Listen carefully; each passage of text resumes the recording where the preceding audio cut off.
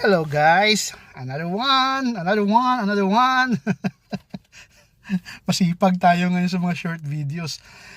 Ito na naman, no? So ibig sabihin, 'di ba, if you remember a few years ago, naglabas ng mga hindi mula pang noon pa yan, in 2016 pa nilalabas na ni Trillanes yan eh.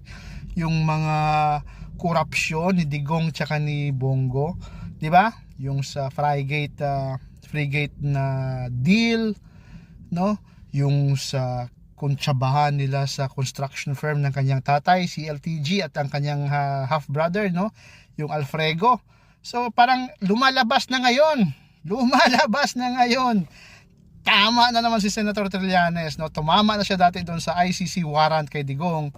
Ngayon mukhang bibinggo na naman si Senator Trillanes sa kanyang paratang kay Bongo, no? Doon sa CLTG and Alfredo. Oh, kaya pala galit talaga ang mga DDS kay Trillanes, no? Dami nilang paratang, nagnakaw ng kutsara, kaning sundalo, kaning lamig, ewan ko ano ba mga kwan nila, no? What a kwan ng nonsense ng mga paratang, no? Yung kay Trillanes, seryosong paratang. O ayan na, naglalabasan na. O Bongo, tanong mo pa, totoo ba na sa joint venture kayo sa CLTG? Abay, isa rin itong si Bongo, hindi rin nagre-research, no? Sa kagustuhan mo sigurong linisin ang pangalan ng construction firm ng tatay mo at ng half brother mo, no? You tried to question directly yung taong involved, no, doon sa joint venture, no? Maybe you're hoping na Senator, to baka iwasan ko to, no?